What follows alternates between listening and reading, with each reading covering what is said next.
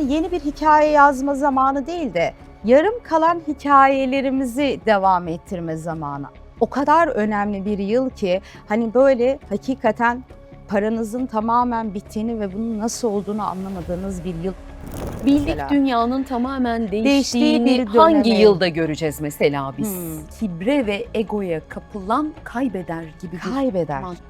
Ay tutulmasında kılınan husuf namazı biraz daha arınma, şifalanma içerikli olduğu için Ay tutulmasını bizzat ilgilendiren burçlar balıklar, başaklar, yaylar ve ikizler. tüm tutulmalardan 5 gün önce Evet, ve 5 gün sonra bir şey yapmayın. önemli karar almayın, önemli bir işe Evlenmeyin girişmeyin. özellikle bu sene.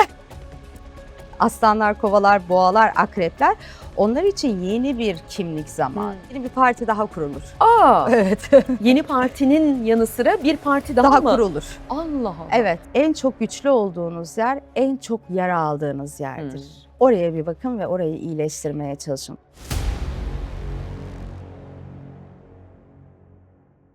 Efendim merhabalar. Güneş tutulması, ay tutulması ikisinin ortasındayız. Biri geride kaldı, biri bizi bekliyor. Tutulmaların etkilerini konuşacağız. Kiminle? Çok sevdiğiniz bir isim Ayça Aydın bir kere daha bizimle. Ayça hoş geldin. Hoş bulduk Ferda Hanım. Nasıl bu tutulmaların özellikleri? 12 Ağustos'ta güneş tutulmasını yaşadık ama önümüzde 28 Ağustos'ta ay tutulması var. Kanlı diyorsun bir de. Evet, aynen öyle. Şimdi yılın aslında son iki tutulması kaldı ve buradaki enteresan kısım biz astrologlar için 27 Temmuz'da ay düğümlerimiz Aslan Kova aksına geçti.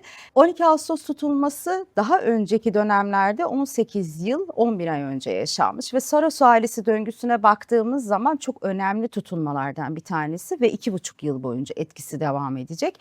Yani 18 Ağustos'ta yaşandı ve 15 gün sonra etkisi biten bir tutulmadan bahsetmiyoruz. Bazı astrologlara göre ve bazı NASA'dan aktarılan bilgilere göre yüzyılın tutulması olarak adlandırılıyor ama yüzyılın tutulması 3 Ağustos 2027 tarihinde olacak. Bu yılı önemli kılan şey ise Jüpiter'in Aslan Burcu'na geçiyor olması, tutulma anında özellikle Jüpiter'in Aslan Burcu ile beraber hareket ederken ay düğümlerimizin de 27 Temmuz'da Aslan Kova aksına geçmiş olması. Yani ne demek?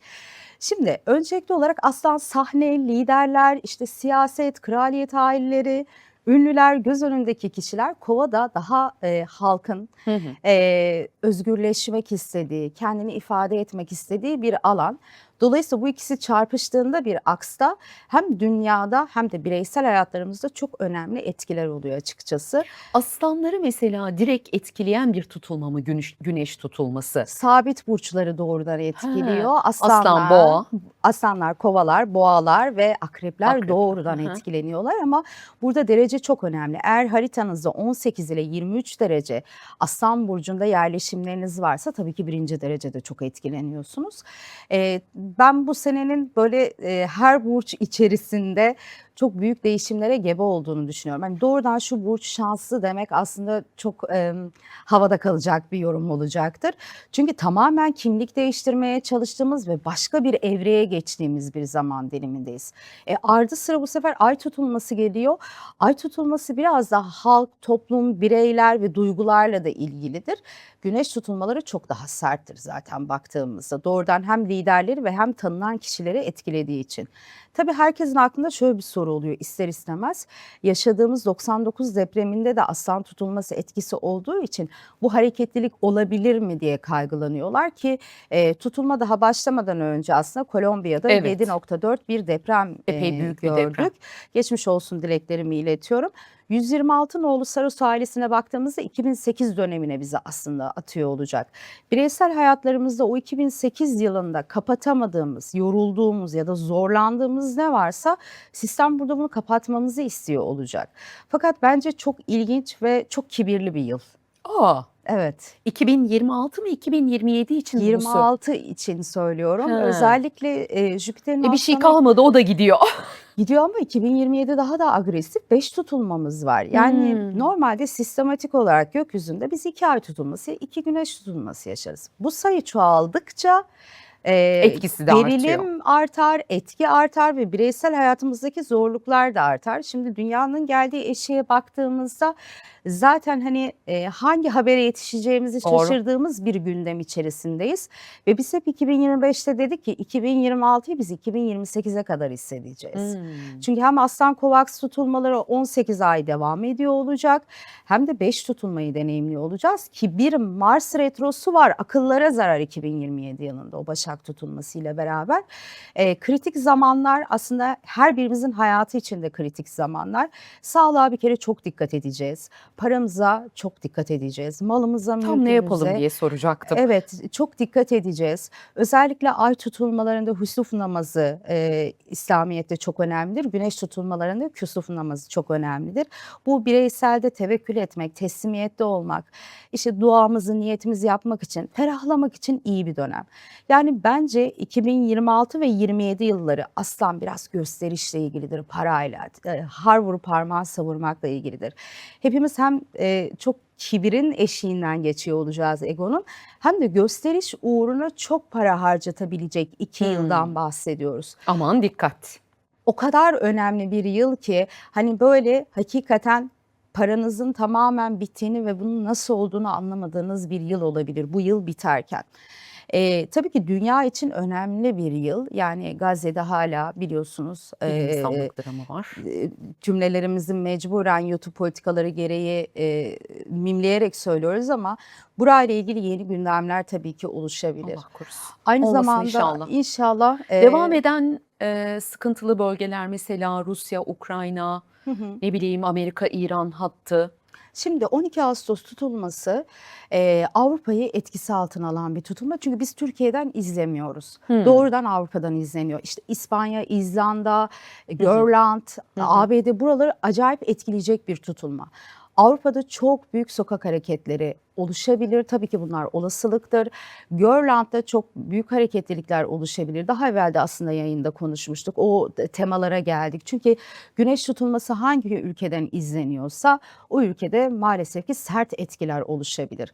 İspanya'da yine siyasi karışıklıklar çok görebiliriz aynı zamanda. İspanya özellikle Gazze konusunda bir bayraktarlık görevi Yaptığı için. üstlendiği için maalesef ben o ülkede karışıklık bekliyorum belli güçler tarafından. Bu bir bilgiye dayanarak söylemiyorum ama zaten ufak ufak bazı adımlarını da görüyoruz İspanya'da. Evet. Yanılıyor muyum?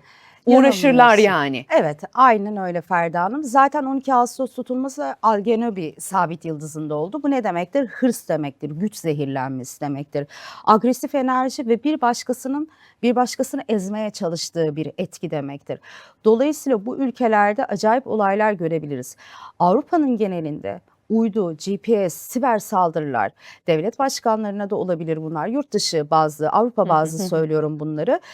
Burada liderlere yönelik ciddi siber saldırılar ve birkaç günlük hayatın durma noktasına geldiği süreçleri görebiliriz. İnternet, elektrik kesintileri, yani bunu bir komplo teorisi olarak söylemiyorum, astrolojik olarak söylüyorum.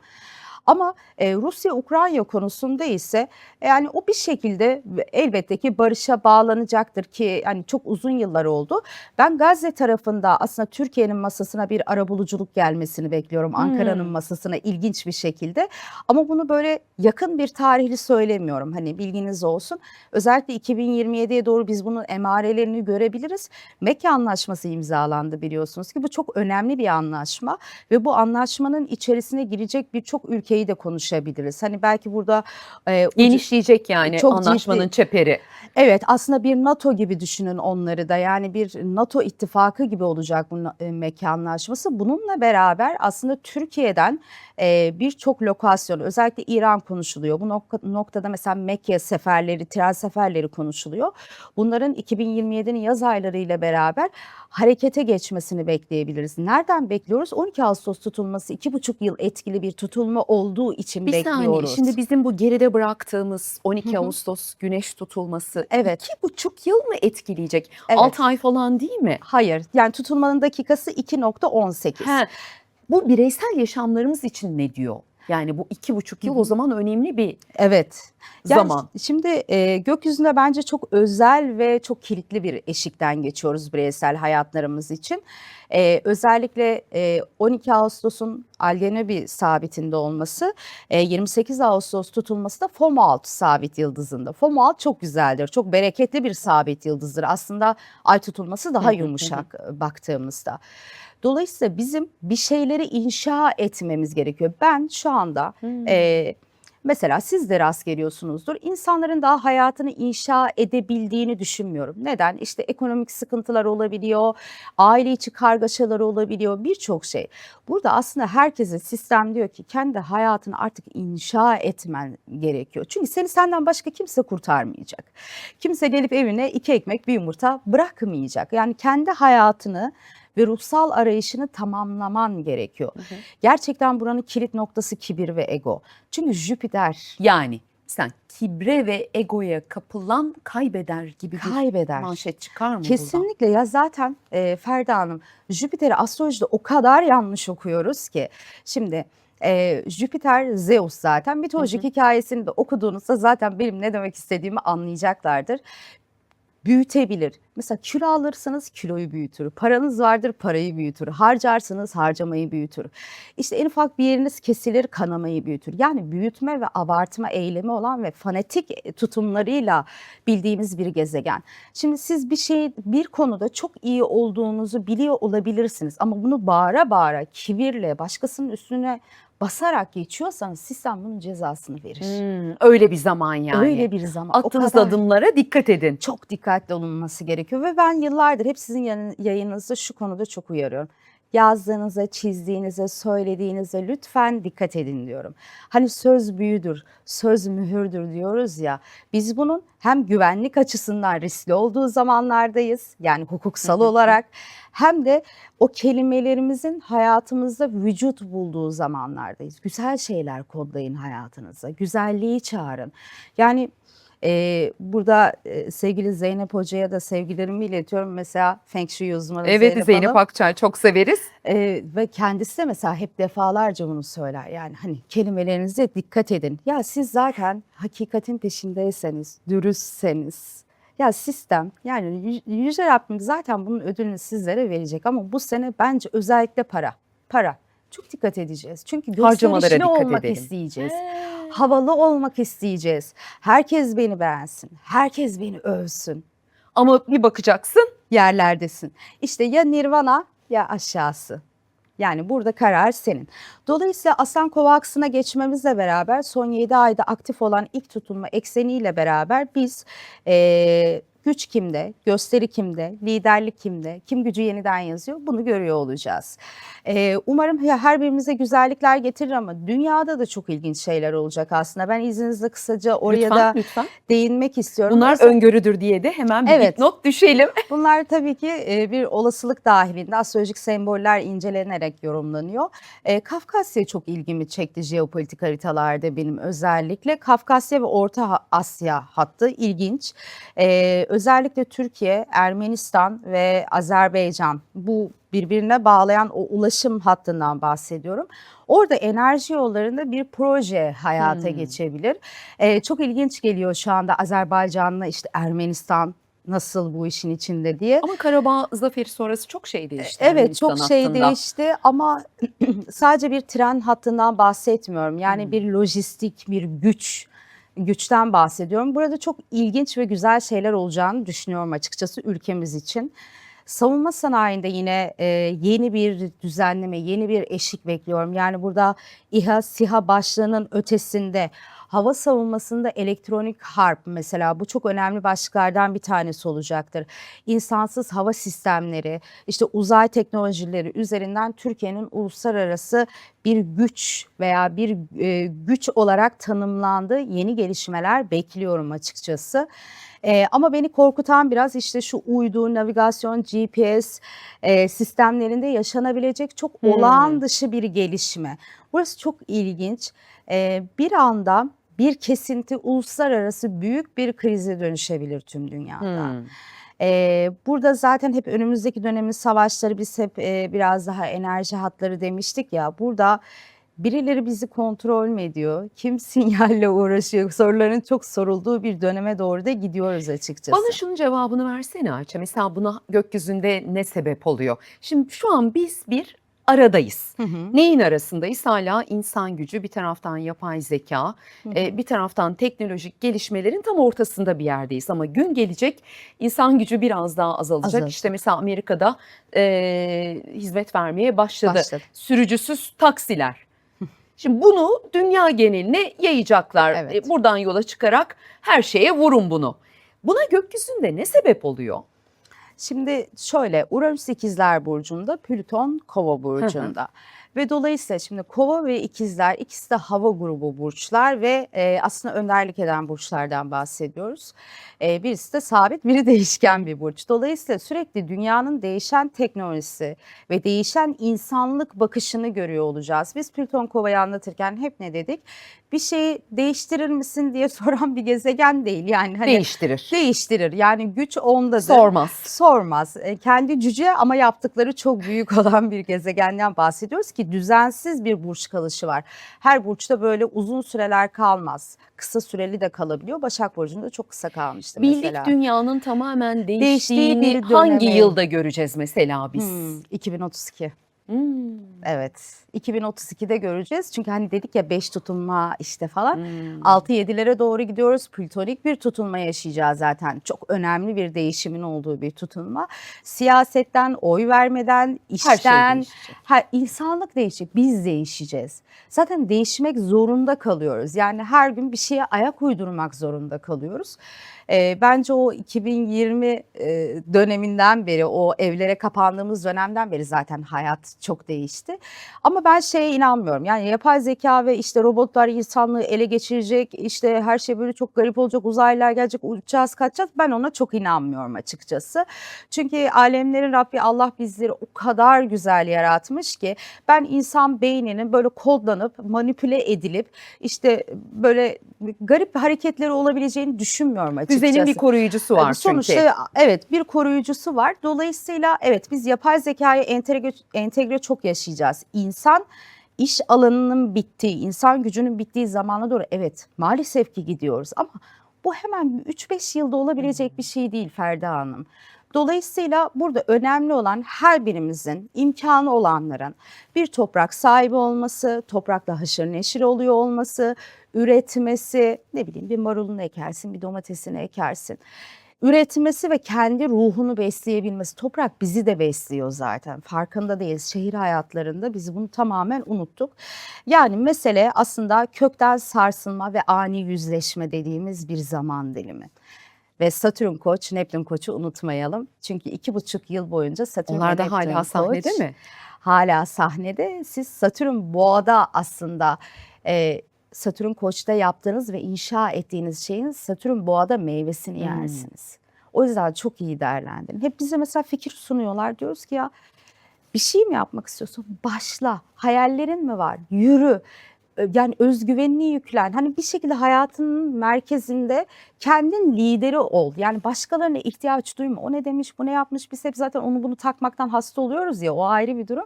Satürn Boğa'da bunun meyvelerini yiyeceğiz. Çünkü Boğa kalıcılık demektir. Sabit olmak demektir. Şimdi Uranüs ikizlerde teknoloji burada inşa edecek. Plüton Kova ile beraber Uranüs yengeçte demek aile, vatan, koruyucu. Bu sefer hepimiz içimize dönmeye başlayacağız. Evet burada yaptık. Artık burada iç içeyiz. Çekirdek ailesi. Sayım zamanı gibi düşünün. Hani çocukluğumuzda sayımlar Evet, vardı. eve evimize, kapanırdık, evde kapanırdık. çıkmazdık, İşte memuru Uranüs beklerdik. yengeç o olacak bizim için aslında. Peki şimdi 12 Ağustos güneş tutulmasının etkisi sürecek. Evet. Onu anladık. Ama önümüzde bir 28 Ağustos ay tutulması var. Hani ay tutulması hep söylersiniz sizler, güneş tutulmasına göre daha Evet. yumuşak etkileri vardır. Ama özelliği ne? Kanlı ay tutulması deyince insanlar böyle bir ne kanlı mı falan oluyor ama bu galiba bizim anladığımız şekilde bir korkutucu tablo Hayır, değil. hayır değil ki. Görüntüsü kanlı. Ay, Bu arada ben 28 Ağustos tutulmasını çok agresif yorumlamıyorum Ferda Hanım. Bana göre 12 Ağustos daha agresif. Çünkü Fomalhaut var. Yani kraliyet yıldızları çok önemlidir. Fomalhaut da güzel bir sabit yıldızdır. Daha uzun vadeli sonuçlar yani daha uzun vadede sonuçlar görebileceğimiz bir tutulma. Bir de ay tutulması dediğimizde kadınları yani dişil enerjiyi, bereketi, ve halkı gösterir bize. Biraz duygusallığı da tabii ki gösterebiliyor. Ay tutulmasında mesela özellikle dünyada ne olur? Deniz jeopolitiği önemli olur. Çünkü su grubunun etkisiyle Ay çünkü Yengeç burcunu yönettiği için biraz işte finansal borçlanmalar çok gündemde olabilir. Ama bizim için yani bizler için özellikle yani yeni bir hikaye yazma zamanı değil de yarım kalan hikayelerimizi devam ettirme zamanı ay tutulması. Bireyselde ay tutulması da çok sağlığa dikkat etmemiz gerekiyor. Özellikle kadınlar olarak söylüyorum. İşte yumurtalıklar, rahim, göğüs. Hani rutin kontroller çok önemli olacak. Ben tam tersine çok daha iyicil bir tutunma olarak yorumluyorum.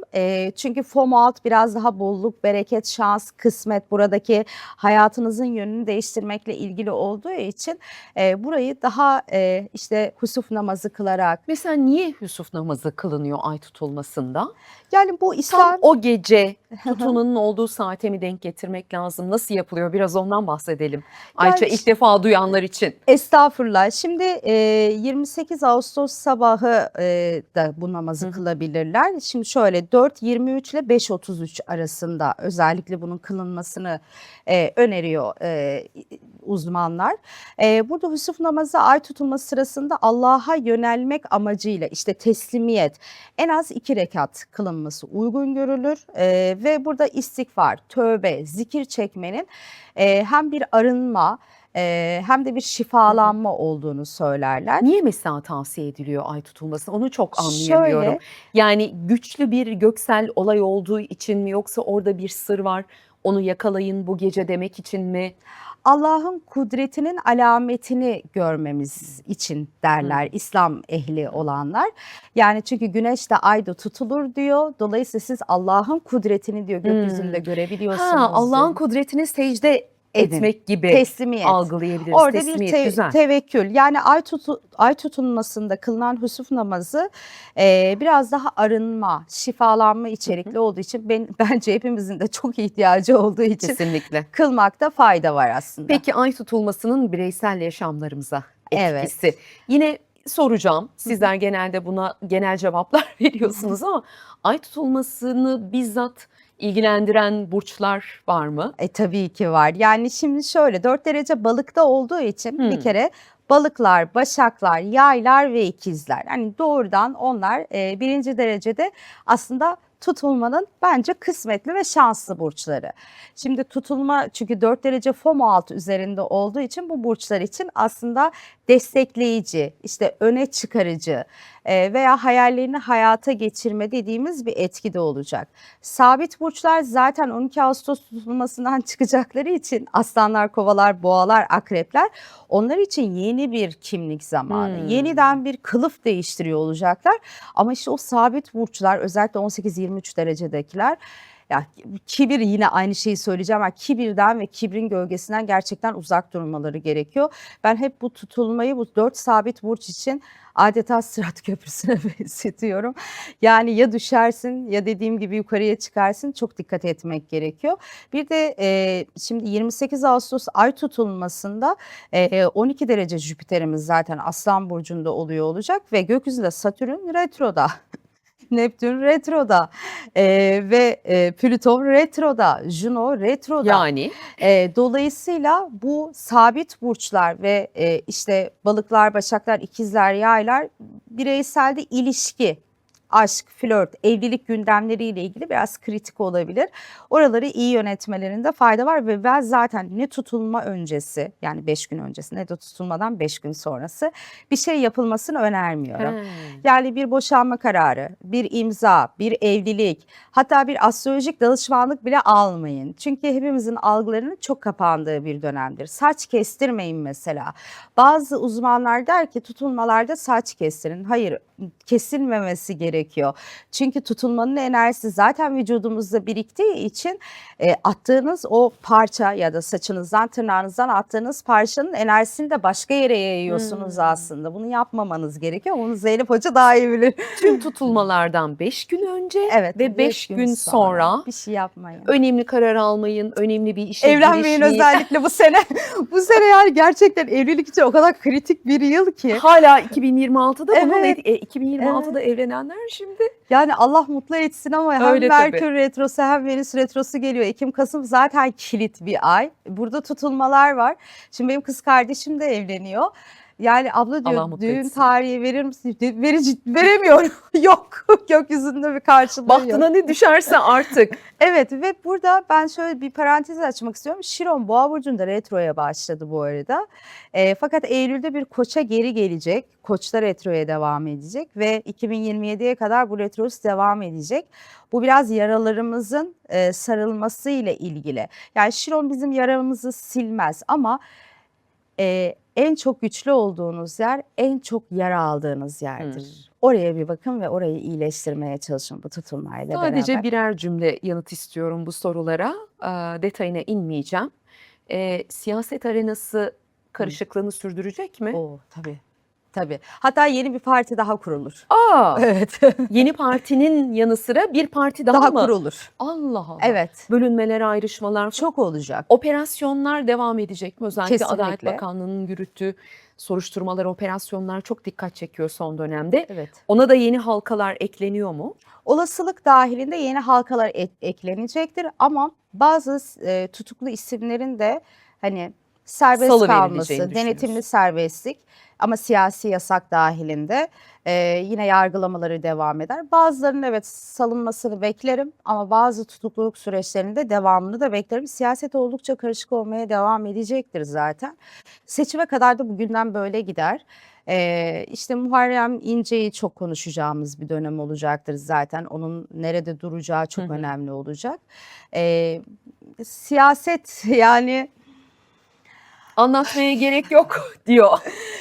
tepki almaya da gerek yok açıkçası ama bence oldukça karışıklık devam edecektir. Hı hı. Umarım her birimizi güzel sonuçlar bekler ama şimdi kızacaklar Ferda Hanım. Teraziler, koçlara bir şey söylemedik. Onları da söyleyelim. Lütfen. Evet. Terazi, koçlar, oğlaklar ve yengeçlerle kapatalım istiyorum. O burç grubuna bir şey söylemedik.